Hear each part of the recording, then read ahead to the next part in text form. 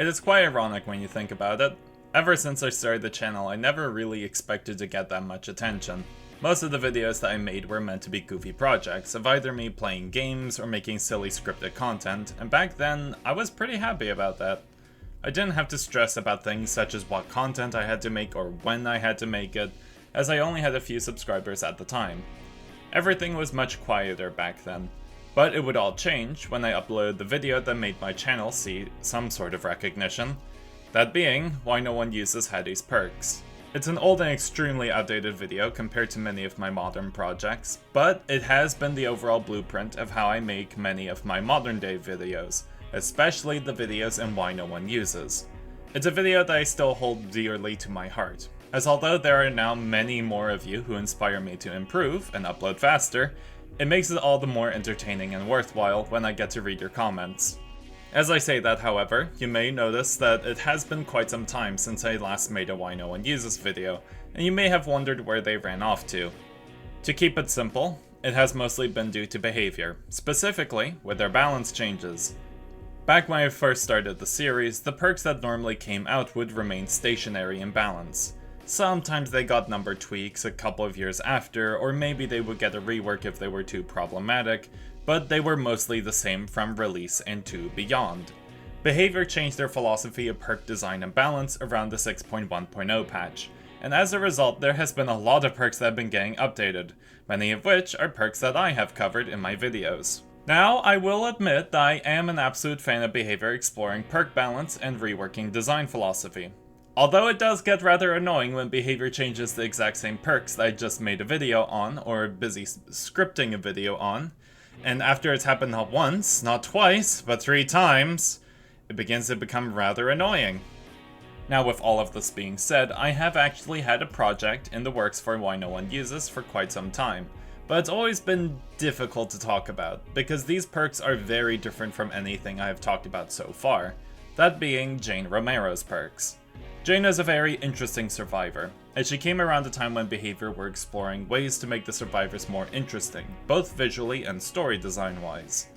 Along with her being very unique when it comes to a story approach, as her disappearance would become global news, unlike the other survivors, she was also the most unique with her model. Although it has become meme to oblivion that killer players don't mind looping Jane, she was the very start of Behavior exploring new and unique body types for survivors, with Jeff being the prototype of that approach. No, the other Jeff, but that one is pretty special too.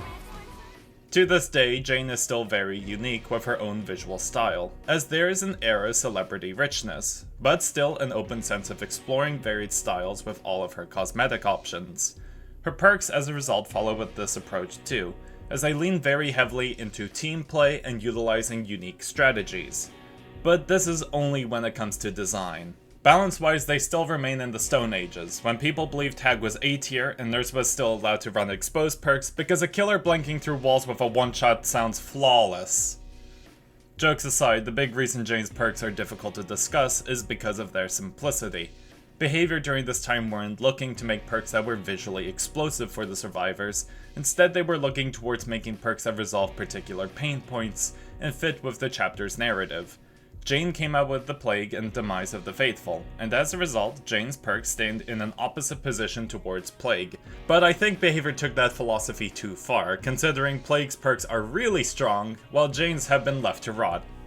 Although mean-sounding, Jane's perk balance was her weakest element for why players loved her. Instead, they looked towards her lore and visual design for the affection they craved.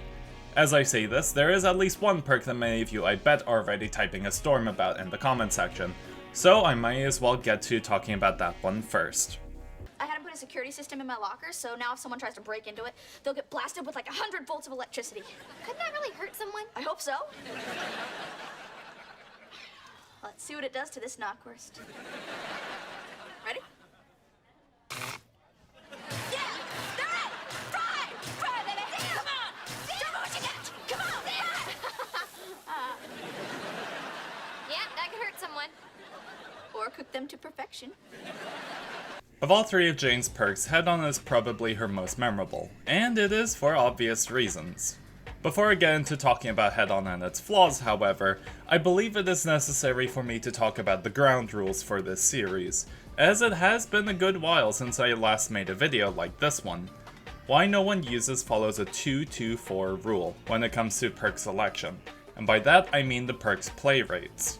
I use Nightlight.gg to look towards perks and their play rates when it comes to choosing characters for the series. Now, although Nightlight.gg is not official data, it does at least set a good benchmark.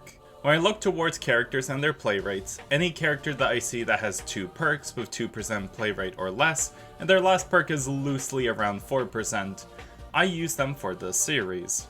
A great example of a character who made me design this rule set for why no one uses is Zarina, as although she has 2 perks that struggle to reach over 1%, Off the Record is oftentimes in the top 10 listing of perks.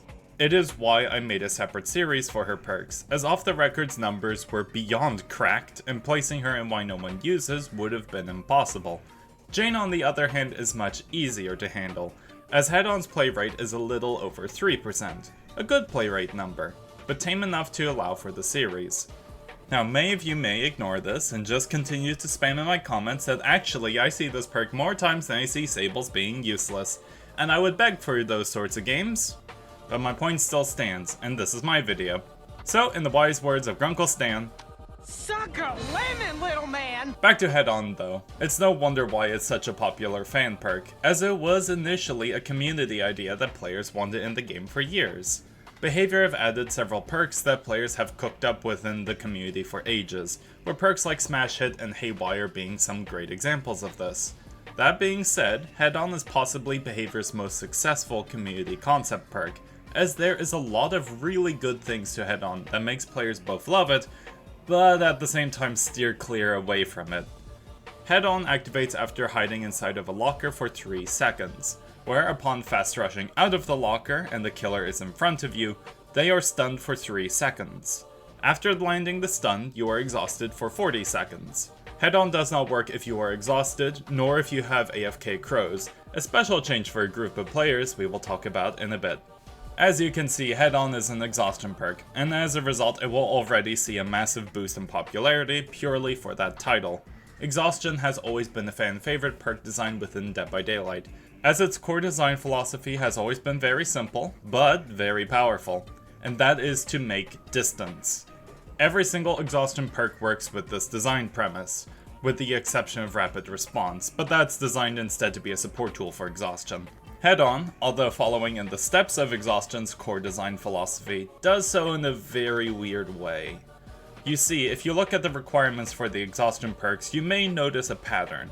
Sprint Burst activates from running, Light from vaulting, Overcome and Dead Hard from getting hit, Background Player from the killer picking the survivor up, and Smash Hit from pallet stunning. Everything that activates these Exhaustion perks are elements that will happen within the trial at any moment, and as a result they are very easy to fetch value from. Head-On the other hand uses lockers to activate its effect, and lockers are not an element of the game that is explored that often. There are a few reasons a survivor would use a locker, don't get me wrong. They can either use them to dodge killer powers, like with Doctor, Leatherface, or Artist, lock it for Dredge, or just hide inside of them, but that is normally dropped the more time you spend playing. Even killers have very little interactions with lockers, with the exception of Trickster and Huntress as they reload from them, and obviously Dredge, but these are very unique situations. Most of the time, both survivors and killers will rarely utilize lockers, and as a result, Head-On separates itself from its exhaustion roster.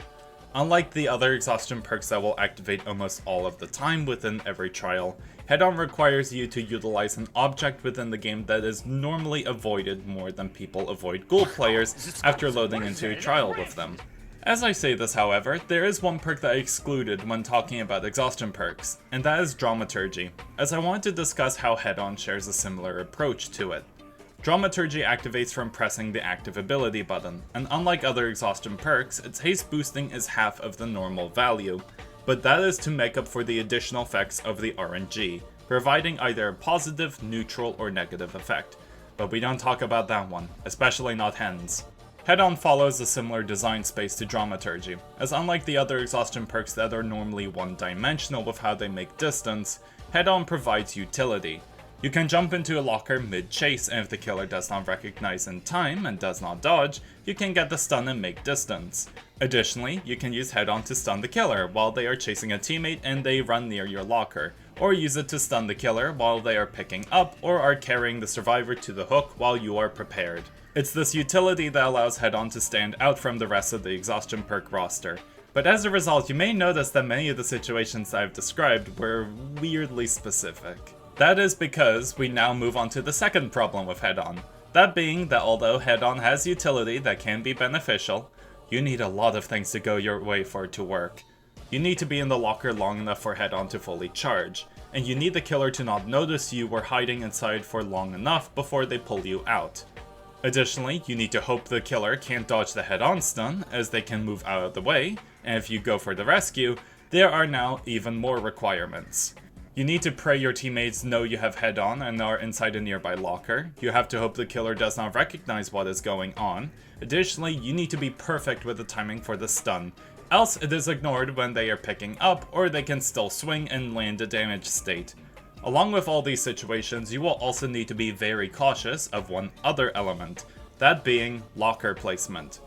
As I talked about in my guide on playing the Dredge many months ago, Behavior had been going through a battle with its player base on locker placement, and as a result, it's a complete gamble in their value. You can either get lockers as awful as the infamous Grim Pantry loop, where instead of vaulting the nearby window, you jump into the locker, or you can get absolutely insane lockers, like on Dead Dog Saloon's main building.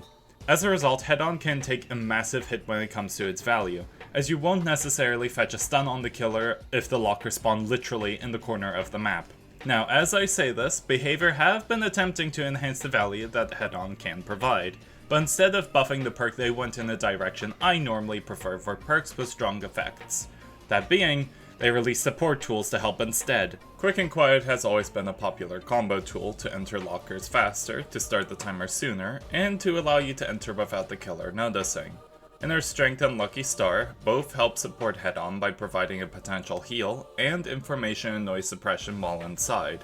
Deception has always been a niche choice to trick the killer into thinking you're prepping for a head-on stun, and perks like Dance With Me and Parental Guidance are not necessarily support tools for head-on, but they are still great after landing the stun. As you can see, Behavior have added a number of support tools to help enhance head-on's value, but at the same time, we can use the same logic for other exhaustion perks. I will use Lithe as an example, as there are a great number of support tools for it. Quick and Quiet and Dance With Me are great for stealthing out of a chase, Resilience and Finesse are great at speeding up the vault, Vigil for reducing the exhaustion timer, and even Windows of Opportunity for information. That being said, you may notice that when Lithe is run, it isn't normally paired with other perks. Now, it may happen once or twice, but most times when you see a player running Lithe, they aren't attempting to enhance its effect. And this is where we get to the third problem. One of the big reasons why exhaustion perks are normally loved so much by the community is because of how self-sufficient they are. Although there does exist many support tools that do enhance their value, exhaustion perks are normally capable of being strong enough on their own, allowing for more room to bring perks that allow other playstyles or resolve other problems.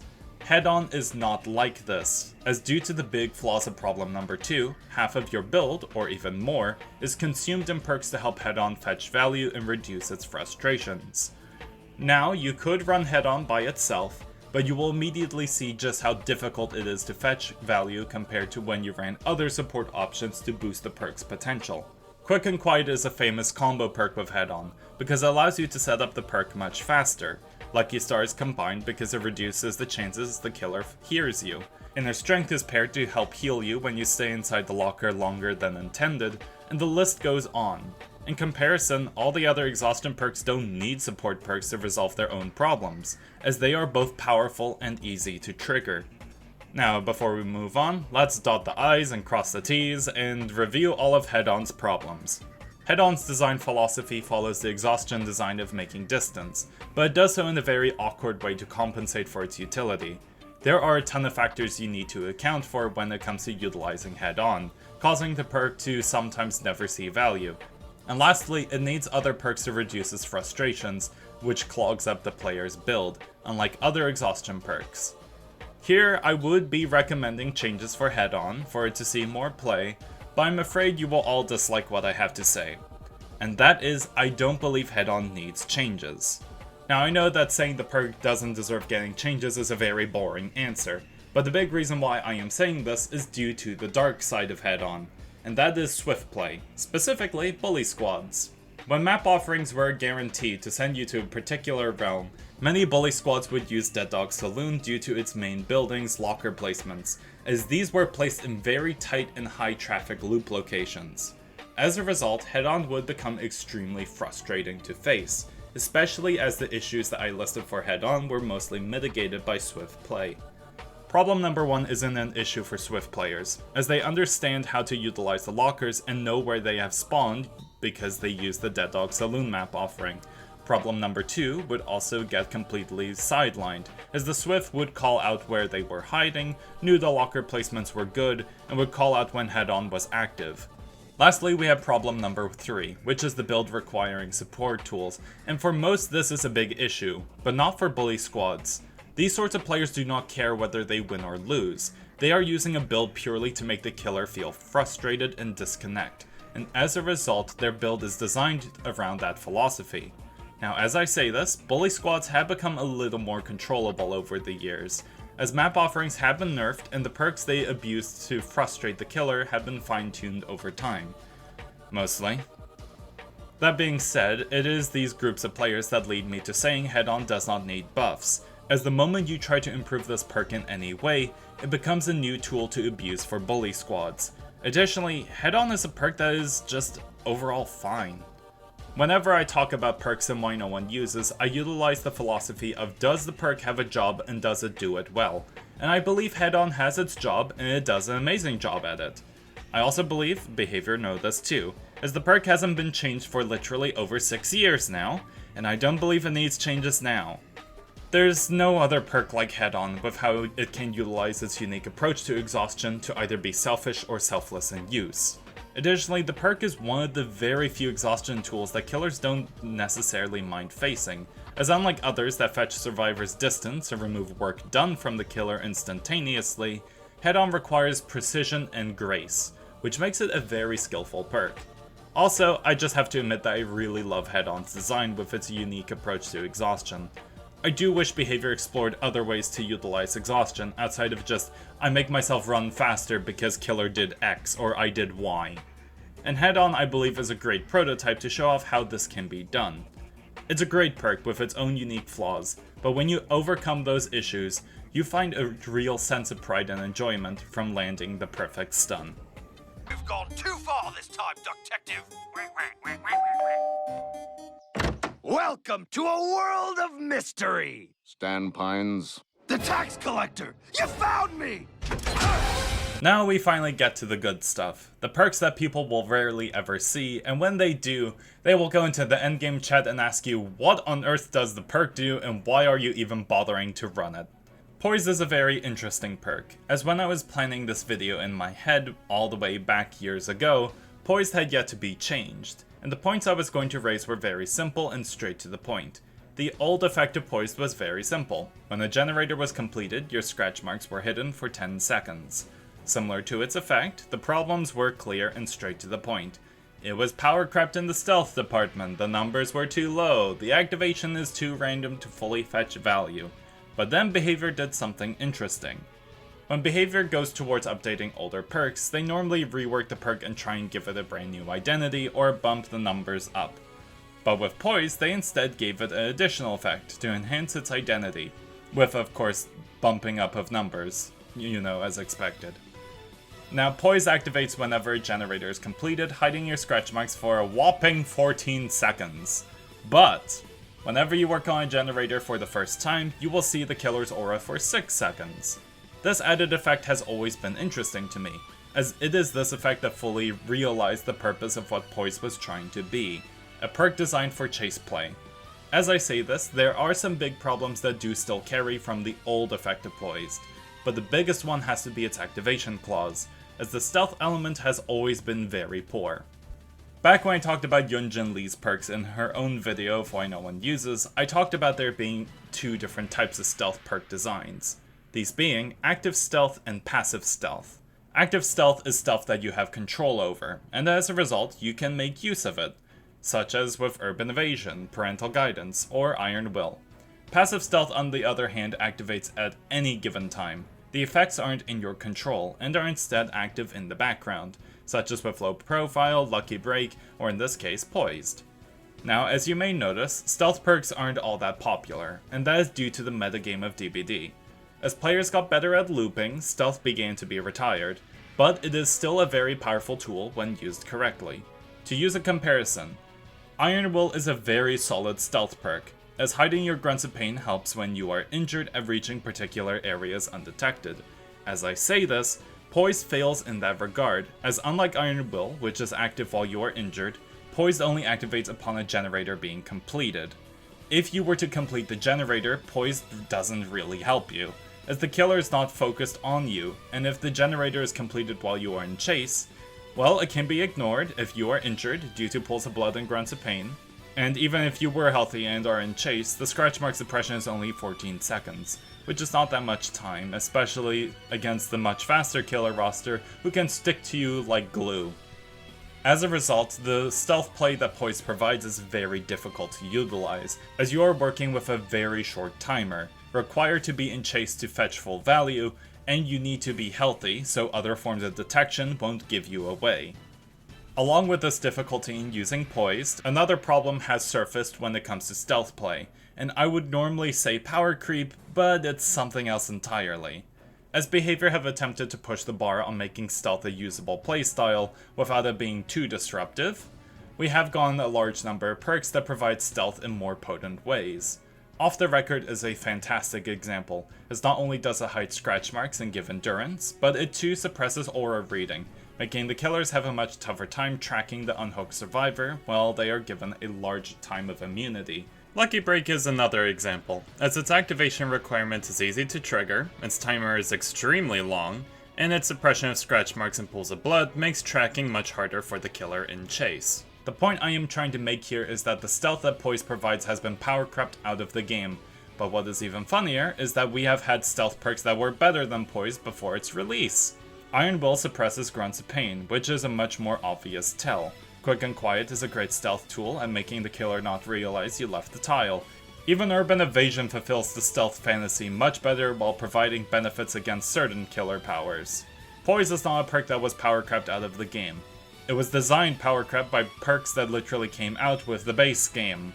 Now I get why Behavior released Poise with such a weak stealth element, as stealth play was viewed as a very degenerate playstyle at the time, but it did need to be as weak as Fog Vials and Teamwork Collective stealth for as long as it was. Sadly, this was the effect of Poise for literally 6 years, until Behavior finally looked at the perk and realized, yeah, the perk needs a tune-up. And this is where we talk about the new effect, as I believe that this was fantastic. The problem was that Poise was attempting to be a perk to help you in chases, specifically on losing the killer, but with the Aura Read, it has become so much more. You can touch a generator while in chase to gain the Aura Read, allowing you to read potential mind games and see where they plan on going. You can use it to learn of who the killer is and where they are heading. There are so many possible ideas the Poised now raises, with its Aura Read, all of which are fine and dandy, but also presenting its third problem. As I talked about with Jane's other perk head-on, Poised requires a lot of things to go your way to fully fetch the value of its Aura Read and scratch mark suppression. You need to have not touched the generator you are nearby while in chase and hope it is not completed. You need to hope the killer cannot suppress the Aura Read, such as with an undetectable perk or with their power. And you also have to hope the tile that you wish to use nearby the generator is still available and not drained. You also need to know if you have enough time to tap the gen to pop the Aura Read. There is a lot of specifics that need to go your way to utilize Poised and its Aura Read, and if anything fails, the perk can end up making you fall flat on your face. Oh, you poor creature, you. Okay, summary time of Poised and its faults before we talk about potential changes. Poised and its stealth potential is incredibly specific in how it can be beneficial, and for the most part it's not going to help with its short timer. There exists other options for stealth play, both after and before Poised released, and the Aura Read, although great in concept, can easily fall apart if the situation it needs to fully work aren't met. As I say this, I do wish to point out that I absolutely love the new direction behavior went with Poised. The Aura Read is an absolutely brilliant addition to the perk, and I believe the perk's base design can work.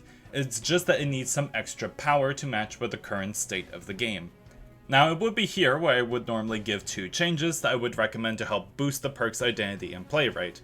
But funnily enough, behavior beat me to the punch once again, and they went with a change I would have recommended.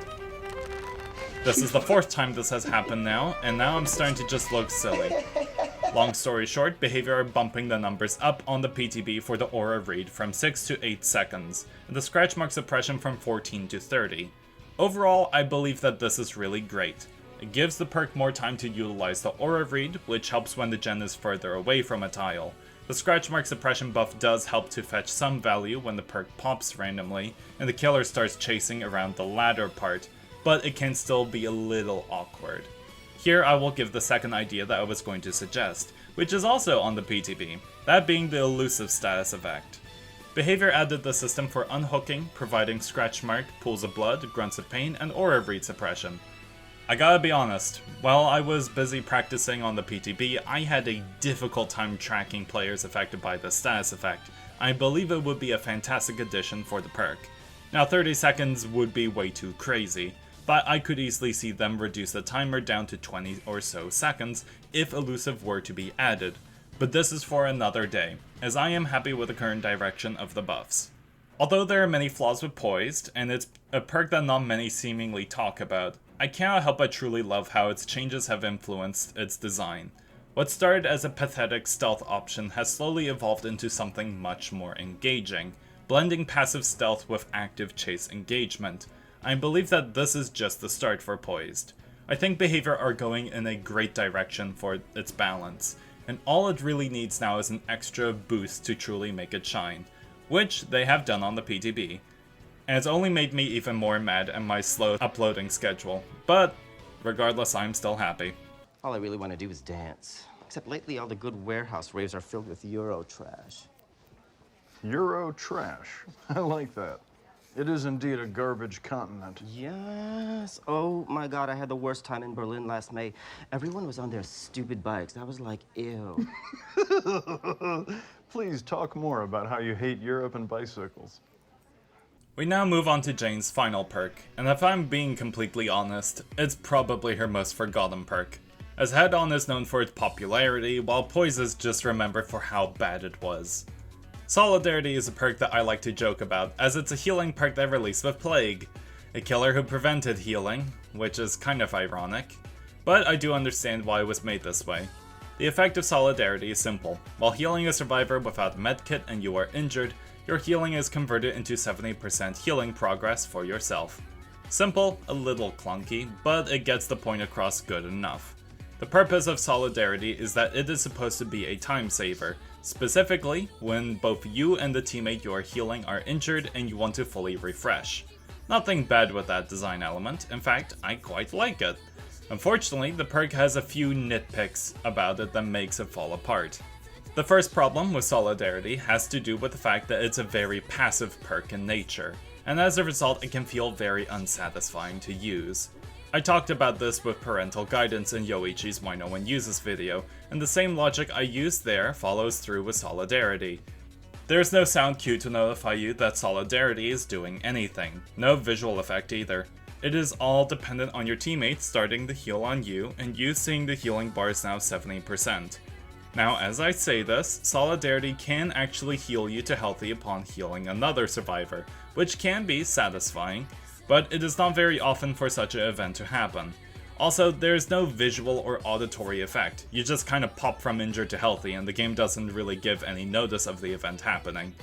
Additionally, Solidarity does not work if you're healing with a medkit, which I find a little odd. To be fair, I do understand that medkits during the release of Solidarity were incredibly strong. Well, stronger than they are right now. But I feel like this could have been a great moment to promote selfless healing with medkits rather than selfish healing. Additionally, considering the sheer number of perks that promote healing speed on teammates, it's a little strange that the medkit clause is still in Solidarity's design. Moving away from medkits, I do understand for many viewers this is a very weird problem to point out, but I still find it to be very important. The feeling of satisfaction of a perk is a big reason why particular perks that aren't necessarily that great can fetch really high play rates, such as with Blast Mine or Flashbang. As a result, certain perks that feel rather strange in use or have very unflattering elements to them can cause the perk to lose interest, which is why I wanted to bring it up. Moving on to the second problem though, we do have a proper issue with Solidarity's base design, and that is the fact that Solidarity is attempting to resolve a particular problem that is very unique. That being, healing both your teammate and yourself. I can see where behavior are coming from with the design approach with Solidarity, as it is a very unique design, and as a result it makes Solidarity stand out. That being said, the specific situation Solidarity helps support is extremely specific, which can become a hindrance. The situation that you want to utilize Solidarity is with you being injured and healing an injured teammate, and they proceed to heal you for the remaining 30% healing left. In practice, it's a good idea, but it can become rather difficult to execute. Solidarity does nothing while you are healthy and you heal a teammate, nor does it help when you are injured and your teammate heals you. Additionally, healing speed manipulators from the killer can affect the time-saving element of Solidarity, which can take longer to heal and even lose progress on your own healing meter if the teammate does not heal you. Additionally, what were to happen if you couldn't find a teammate, or when you do find a teammate and they are close to finishing the heal? Well, Solidarity turns from a good perk for the certain situation into a pretty picture in the bottom corner of your screen. Lastly, there are other elements that can influence the needs of Solidarity to drop, that being killer powers. Plague, who came out when Solidarity released, prevents healing. Legion continuously damages survivors, which makes healing feel unnecessary, and there are killers who are slow to damage. As a result, Solidarity needs a lot of things to go in its favor to truly find any value, and even then, the value it provides can be shut down very easily from both the killers and your teammates. Speaking about perk manipulation, one good thing about Solidarity is that it can be influenced by healing speed perks, making it a lovely tech choice when crafting healing builds as a support perk. Now as I say this, I must bring up Solidarity's final problem, that being everyone's favorite term, better alternatives. Solidarity may be capable of being influenced by healing speeds, but at what point do you consider taking it out for something else? We have perks that allow self-healing, both from healing yourself or by meeting certain requirements. Perks that boost your own and your teammates' healing, and of course we still have the mystical medkit that remains as powerful as always. Solidarity unfortunately cannot keep up with the times of healing options, as more and more players are running at least one healing speed perk, which can boost Solidarity, but it also acts as a double-edged sword, making its need less necessary, which truly is a shame. Now let's clean up shop once more before we get to potential changes, shall we? Solidarity is a perk that suffers from a very passive design, which makes it feel very unsatisfactory. Its benefits are extremely specific, and can just as easily be ignored. And lastly, there are better alternatives that both enhance Solidarity, but also makes its purpose feel less important. As I say all of these flaws, I believe it is important to note that I believe Solidarity is still a very solid perk design. It has its own unique problem it's attempting to solve, and there is no fault in a perk attempting to do that. If anything, it has only gotten better over time, as there are new perks to support it. Funnily enough, Solidarity is often seen within competitive DBD, as the perks are more restricted and its use is elevated much more there. Additionally, talking about buffs for Solidarity is tricky, as behavior have already boosted the numbers before, from 50 to 70%, so I think there could be more interesting changes outside of just another number tweak. As a result, I won't be promoting any reworks for Solidarity. If anything, I would much rather behavior be more additive, or help the perk feel nicer to utilize. The first change leans towards that latter point, as I believe it is time behavior removed that medkit restriction. I understand why behavior included it back in the days long ago, as medkits were way too powerful, but as we have gotten medkit balance in a much more, shall we say, controllable state for now, I believe we need perks to enhance the selfless element of medkits.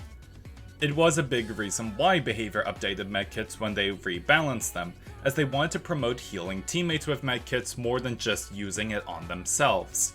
Unfortunately, players still use medkits for selfish play, and I believe Solidarity is a great starting point to promote more selfless uses of it. Also, let's be honest, every single healing speed perk combines with Solidarity, and considering their cracked balance, I don't think a medkit restriction is necessary anymore. The second change pushes in a similar way to Poised and its changes, as I believe Solidarity could get away with an additional effect to boost its usefulness.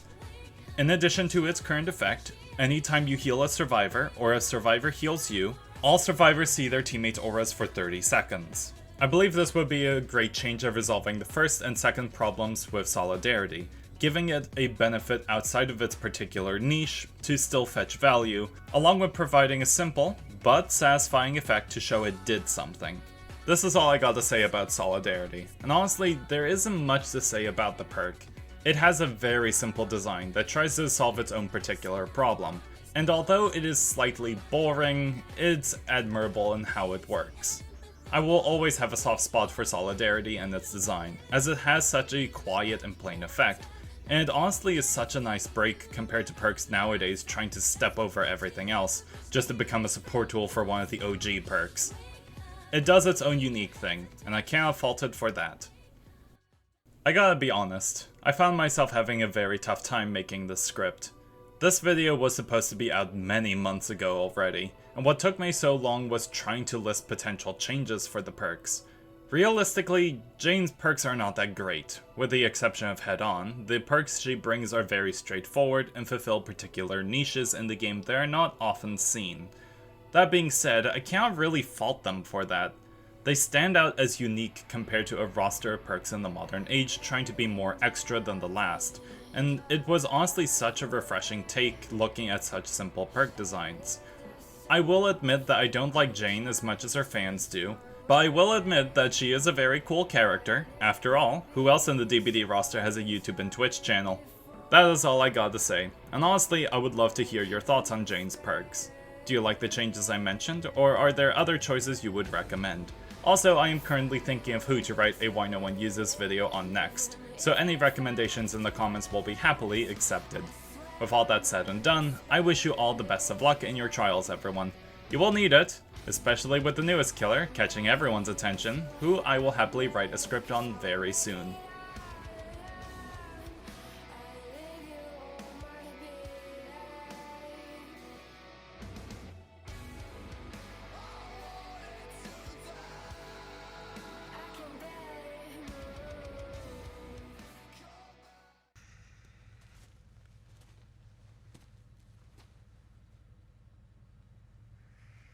Has your condition worsened?